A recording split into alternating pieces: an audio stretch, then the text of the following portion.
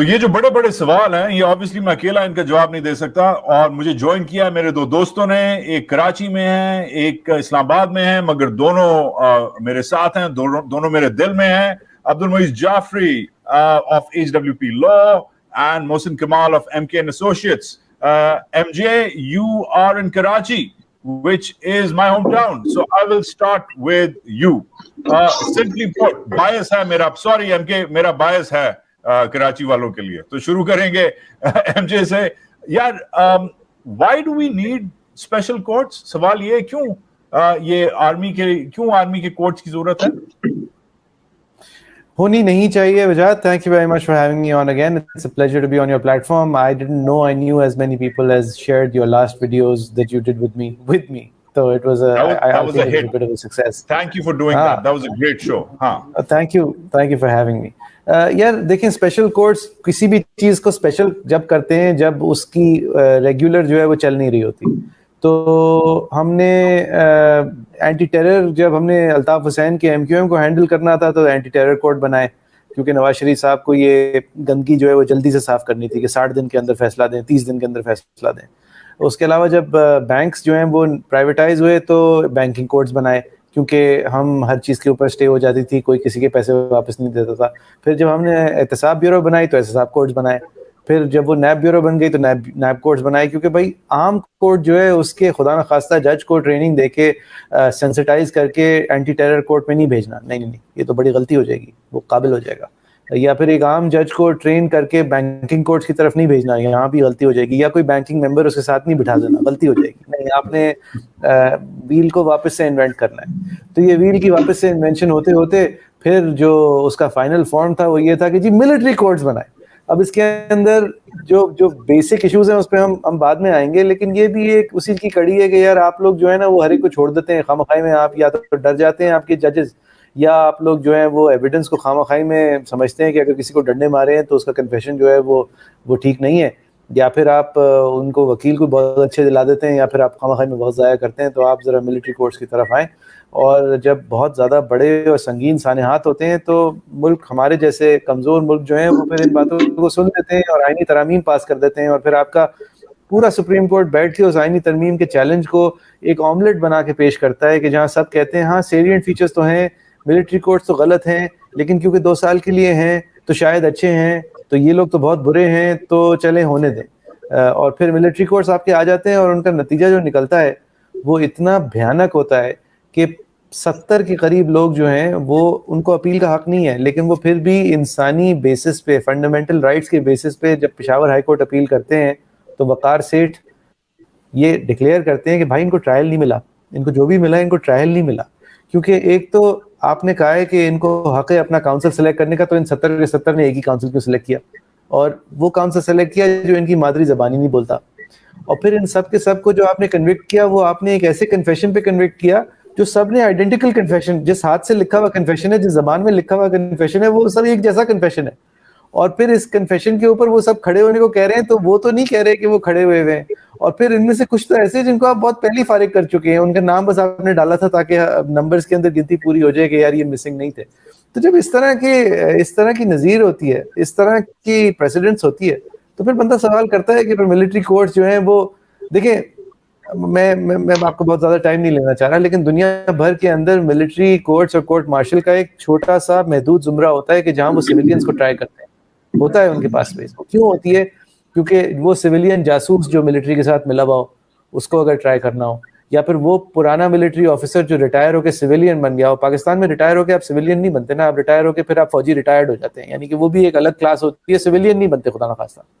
तो लेकिन court martial के अंदर जुमरा सिविलियन का इसलिए होता है कि जो कनेक्टेड विद द मिलिट्री हो, मतलब कोई मिलिट्री एयरस्पेस इंजीनियर है लेकिन वो सिविलियन उसको कॉन्ट्रैक्ट किया हुआ है, तो उसको अगर ट्राई करना पड़े जहाँ हसास मामलात हो, वहाँ पे ये इस ख्याल से किया जाता है कि यहाँ पे एक्सपर्टीज लाई करती है फौज के पास, तो ट्रायल जो हो वो एक फौजी कमांडेंट के अंदर हो, ट्रायल जो हो वो वहाँ की एक्सपर्टीज के अंडर हो। ये उस कानून के अंदर गुंजाइश नहीं होती कि आप एक सिविलियन को बलवे की वजह से उठा के डराने के लिए या उसको सही सजा देने के लिए उसको उस फौजी के सामने खड़े करते हैं जिसके महकमे के ऊपर आपने पत्थर मारा था। मतलब ये कहीं नहीं होता, हमारे यहाँ होता है अल्हम्दुलिल्लाह, और कहीं नहीं होता।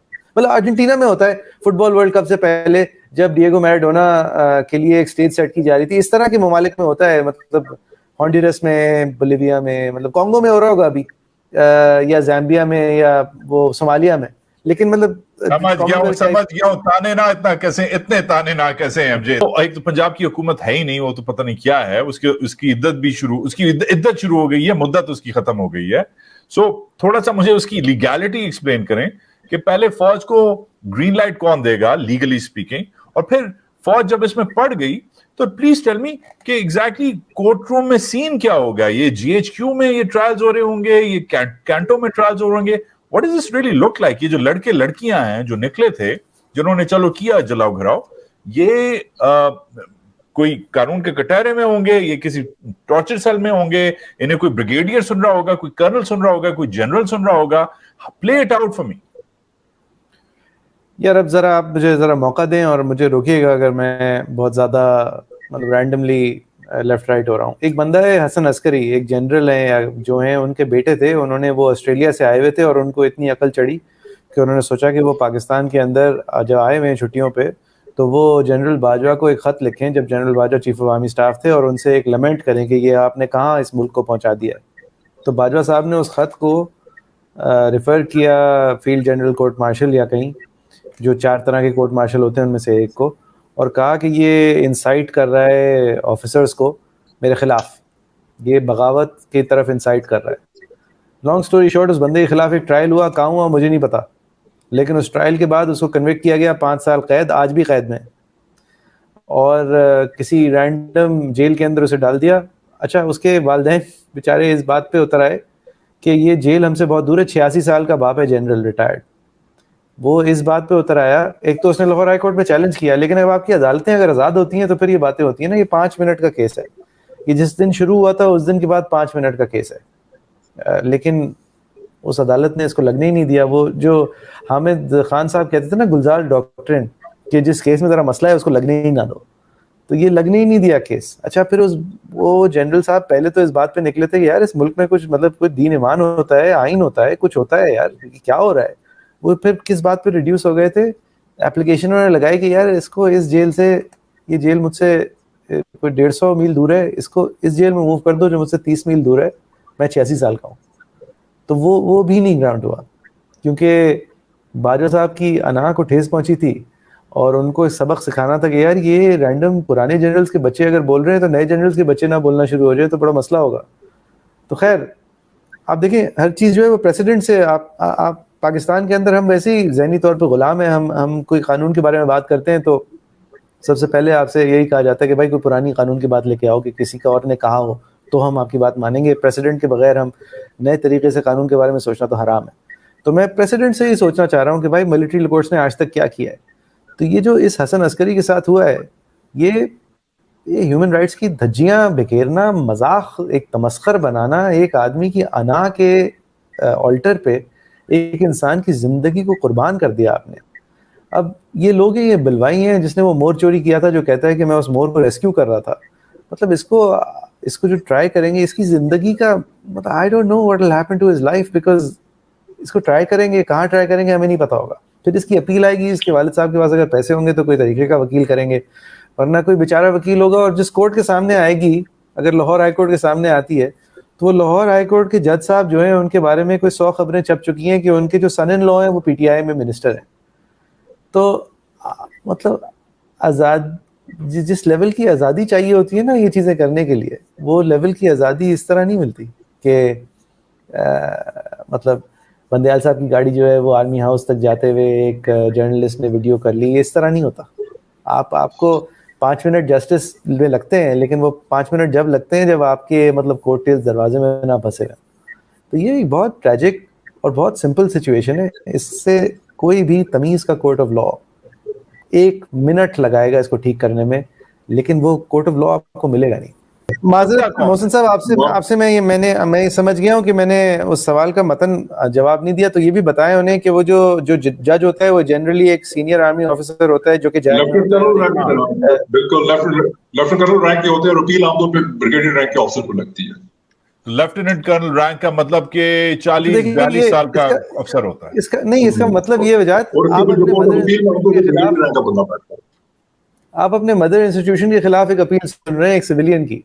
यानी जो बुनियाद होती है ना फेयर ट्रायल की, वो इंडिपेंडेंस होती है। जो एंटी टेरर कोड्स बनाए थे ना, उसके अंदर जो ये दहशतगर्द थे जो शिया सुन्नी फसादात कर रहे थे, उनका जो सबसे बड़ा चैलेंज था, जो मुकरम अली या महरम अली, वो चैलेंज ये था कि यार ये जो एंटी टेरर कोड के जजेस हैं, ये हुकूमत ने लगाए हैं और हुकूमत हमें टेररिस्ट कह रही है, तो ये तो इंडिपेंडेंट नहीं है। और हाई कोर्ट ने ये बात अपहोल्ड की थी, उनकी सेंटेंसिंग अपहोल्ड करते हुए ये अपहोल्ड की थी कि भाई एक कोर्ट नहीं होता अगर उसका जज जो है वो एग्जीक्यूटिव लगाती है, वो कोर्ट नहीं होता। उसको आप सोने से सुहाग सकते हैं, उसको आप एग्जीक्यूटिव का एक ट्रिब्यूनल बना सकते हैं, कुछ भी कह सकते हैं, वो कोर्ट नहीं होता। कोर्ट वो होता है जो इंडिपेंडेंट होता है। जिस तरह एक अखबार जो है वो अखबार नहीं होता अगर रियासत उसे चला रही होती है, इस तरह इससे ज्यादा बड़ा एक मेयार होता है कि a court is not a court unless it is run by another court in this country. तो जो कोर्ट हाई कोर्ट की सवाबदीद के नीचे ना आए, वो बहुत कुछ हो सकता है, बहुत अच्छा हो सकता है, बहुत काबिल हो सकता है, लेकिन वो कोर्ट ऑफ लॉ नहीं है। तो ये कौन सा कोर्ट ऑफ लॉ है जहां एक फौजी अपने इंस्टीट्यूशन के खिलाफ आपका अलम बगावत बुलंद करने के ऊपर फैसला कर रहा है और उसी फौजी का सीनियर अफसर जो है वो उसकी अपील सुन रहा है और फिर अल्लाह अल्लाह खैर से अल्लाह। Moise, you have the final word. Yeah, this doesn't smell the army. It doesn't smell like the army smelling blood. This smells of desperation. ये एक मेरे ख्याल से एक बहुत क्लियर बात हो गई है। मैं बहुत सोच के बोल रहा हूँ, मैं कराची में हूँ, मतलब पाकिस्तान में हूँ। ये फाइनल थ्रोज हैं ऑफ द डाइस उन लोगों के लिए जिन्होंने हर चीज़ ट्राई कर ली है, और जो एक चीज़ इमरान खान को अनपॉपुलर करेगी वो उनके लिए एक्सेप्टेबल नहीं है। और इमरान खान सिर्फ एक तरह से अब अनपॉपुलर होगा, और वो है वज़ीर आज़म बनने के बाद, जब लोगों को फिर याद आएगा कि इसको कुछ नहीं आता। लेकिन उससे पहले तक उसको अनपॉपुलर करने का जितने भी तरीके ट्राई किए जा रहे हैं, दे रीक ऑफ डेस्परेशन। और ये डेस्परेशन को हम जिस तरह भी क्लोक करें ना, कि वो जनरल थैंक यू आए थे एक, और फिर वो you never change horses mid stream आए थे, यानी कि जनरल राहिल शरीफ थे और जनरल बाजवा थे।